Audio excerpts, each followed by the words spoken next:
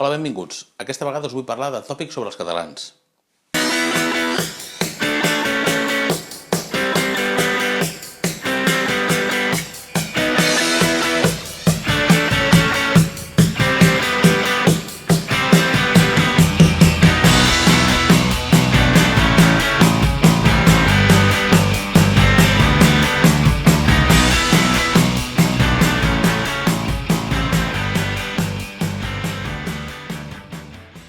El primer tòpic sobre els catalans és que som avars, que som un poble avar, som un poble tacany, som un poble de la verge del puny, que no deixem anar un duro amb facilitat.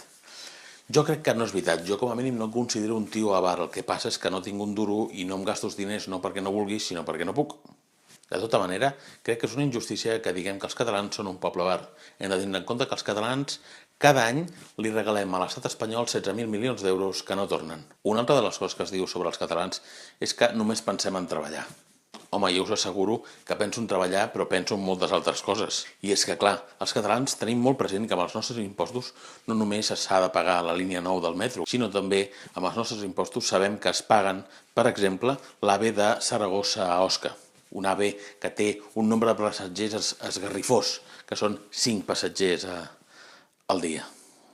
Una altra de les coses que es diuen dels catalans és que mengem pa amb tomàquet a totes hores. Doncs jo no estic d'acord. De fet, jo només menjo pa amb tomàquet una mica per esmorzar, amb una mica de potser de tonyina o de formatge, en un entrepanet. Després per dinar, si dino fora de casa sobretot, unes torradetes de pa de coca amb una miqueta de llet i una mica de tomàquet. Després per berenar sí que és cert que menjo un petit entrepà amb una mica d'embotit, si pot ser fuet millor, també amb pa amb tomàquet. I per sopar, home, per sopar seria perfecte una torrada de pa amb tomàquet amb una mica d'escalivada. Vale, sí, els catalans mengem pa amb tomàquet a totes hores. I què? Una altra cosa que diuen dels catalans és que ens pensem que Barcelona és la millor ciutat del món. Jo sincerament no crec que els catalans pensem que la Barcelona sigui la millor ciutat del món ni la més maca. Sabem que n'hi ha altres ciutats molt maques, tan maques com Barcelona o fins i tot més, com pot ser Tarragona, Lleida, Girona o Mataró. Un altre tòpic és el que diu que els catalans no tenim sentit de l'humor. Jo crec que això és radicalment fals. De fet, crec que els catalans no només tenim sentit de l'humor, sinó que ens sabem riure de nosaltres mateixos. I crec que això es demostra en programes com el Polònia o l'APM. Altra cosa és que si un dia us trobeu un català i li expliqueu alguna cosa i trobeu que no té sentit de l'humor, potser no és que no tingui sentit de l'humor, és que no fa ni puta gràcia el que li esteu dient. A mi no em fa ni puta gràcia i estic segur que la resta de catalans tampoc, que ens comparin amb els jueus. Jo no sé què pot haver-hi de despectiu en ser jueu, de fet tinc amics que ho són i encara no ho he trobat. Una altra cosa que ens diuen els catalans és que ens diuen nazis, només per defensar un tipus d'idea política, sobretot si ets independentista et diuen que ets un nazi. Una altra cosa que no fa ni puta gràcia és que estiguin constantment ficant-se en la nostra llengua.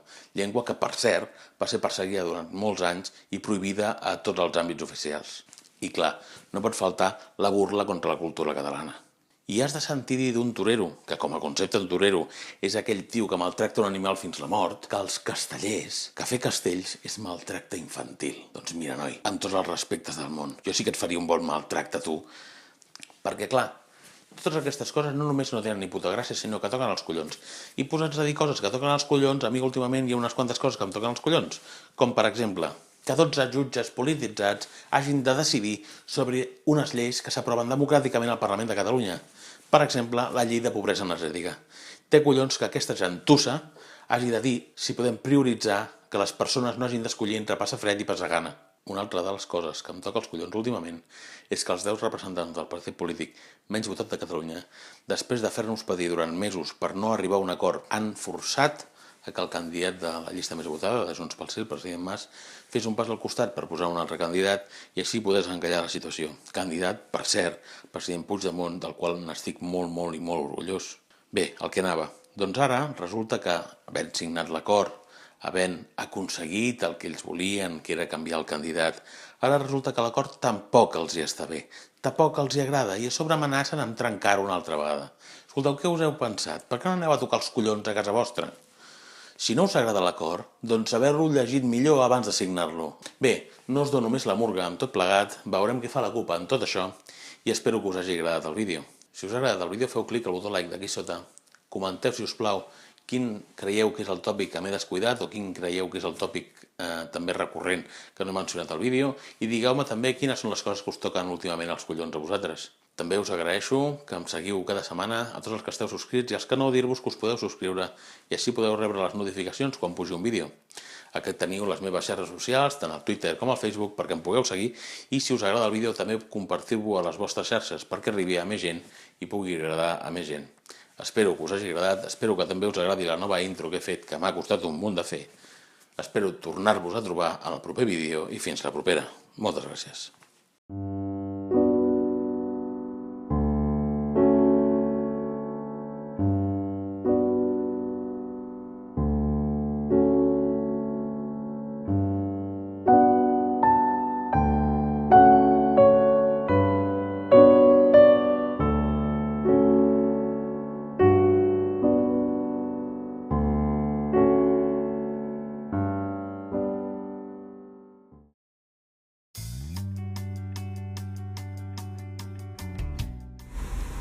Bon dia, i és tan... Meet you by the seaside in my mind. I could walk